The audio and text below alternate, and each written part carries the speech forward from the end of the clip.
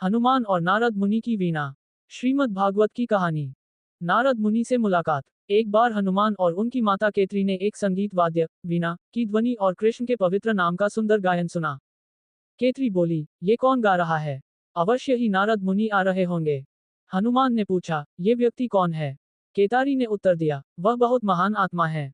उन्हें किसी परिचय की आवश्यकता नहीं है। आप बस उनके पास जाइए और आपको इस व्यक्ति की महानता का पता चल जाएगा। हनुमान तुरंत उठकर खड़े हो गए और नारद मुनि को देखा जो किसी ऋषि से मिलने जा रहे थे। हनुमान उनके रास्ते में आए और उन्हें प्रणाम किया। नारद मुनि, मैंने सुना है कि आप बहुत महान व्यक्ति हैं, इसलिए आपको मुझे आशीर्वाद देना चाहिए। मुझे आशीर्वाद दिए बिना आपको जाने की अनुमति नहीं है।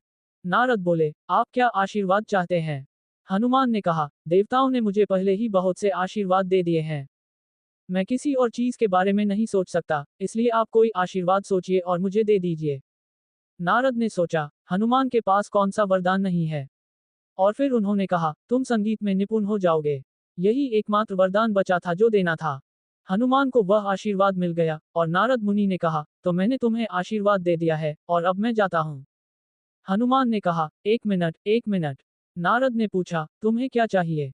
हनुमान ने पूछा, मैं कैसे जानूंगा कि मैं संगीत में सबसे अधिक निपुण हूँ? मेरे पिता ने मुझसे कहा था कि तुम संगीत में सबसे अधिक निपुण हो, इसलिए तुम्हें आज मुझ पर एक उपकार करना चाहिए। मुझे आशीर्वाद दो कि मैं तुमसे अधिक निपुण हो जाऊं। तो नारद ने कहा, ठीक है, मैं कहीं बैठूंगा और आपकी बात सुनूंगा। क्या मैं गाना शुरू करूं? हनुमान ने पूछा। हाँ। नारद मुनि ने अपनी वीणा एक चट्टान पर रख दी और स्वयं जमीन पर बैठ गए। इसलिए हनुमान ने एक ऐसा गीत चुना जिससे चट्टान पिघल जाए और उसे गाना शुरू कर दिया।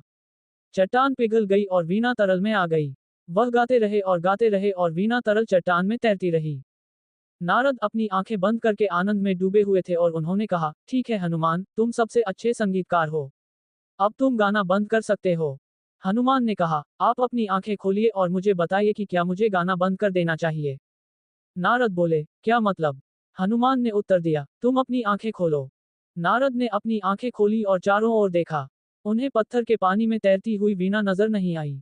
हाँ, तुम गाना बंद कर सकते हो। तब हनुमान ने गाना बंद कर दिया और तरल पत्थर चट्टान बन गया तथा वीणा वहीं अटक गई।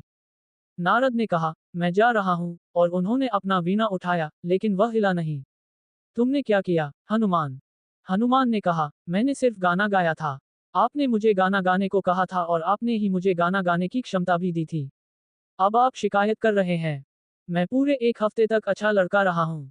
नारद ने कहा, एक सप्ताह तक कुछ न करने का अर्थ है कि उस सप्ताह से पहले आपने बहुत कुछ किया था। और तब हनुमान ने उन्हें बताया कि उन्होंने क्या क्या किया था, जैसे सूर्य को निगलना आदि, और नारद बहुत प्रसन्न हुए। फिर उन्होंने कहा, अब जो भी था, आप कृपया धुन फिर से गाएं, ताकि मैं अपनी वीणा को पा सकूं। हनुमान बोले, खैर, मुझे नहीं मालूम। नारद मुनि ने कहा, कृपया ऐसा करें। नहीं, मैं ऐसा नहीं करूंगा, हनुमान ने कहा और वह उछलकर महल के अंदर भाग गया। तो नारद मुनि हनुमान के पीछे भाग रहे थे जो एक कमरे से दूसरे कमरे में भाग रहे थे। और आप जानते हैं कि बंदर बहुत तेज होते हैं, उन्हें पकड़ना बहुत मुश्किल होता है। अंत में नारद मुनि बहुत थक गए तो उन्होंने पुकारा, हे हनुमान, कृपया आओ और मुझे मेरा वीणा लौटा दो। मुझे जाना है, मुझे सेवा करनी है। तभी केतरी बाहर आई और जब उसने नारद मुनि को देखा तो उनके पैर छुए और बोली, मेरा बेटा क्या कर रहा है, वह आपको परेशान कर रहा है। नारद बोले, अरे नहीं, कोई परेशानी नहीं, बस उसने मेरी वीणा को चट्टान में फंसा दिया। केतरी ने कहा, अरे नहीं, उसने फिर शरारत शुरू कर दी है। हनुमान, नारद की वीणा को चट्टान से बाहर निकालो। और फिर हनुमान ने कहा, मैं चाहता था कि नारद मुनि के पैर इस महल के हर कमरे को छुएं, इसीलिए मैं ऐसा कर रहा था। अब उन्होंने सभी कमरों को छू लिया है और उन्होंने हमारे घर को तीर्थस्थल बना दिया है। उनके चरण कमलों की धूल इतनी दुर्लभ है कि इसे हमारे राज्य के एक हिस्से में रखने का क्या फायदा? हमें इसे हर जगह रखना चाहिए। अब मैं उन्हें उनकी वीणा वापस दे सकता हूँ। नारद ने कहा, आप पहले से ही धन्य हैं क्योंकि आप भगवान राम के शाश्वत सेवक हैं। इसलिए हनुमान ने जाकर नारद के लिए गाना गाया, जिन्होंने तुरंत अपनी वीणा ली और चले गए।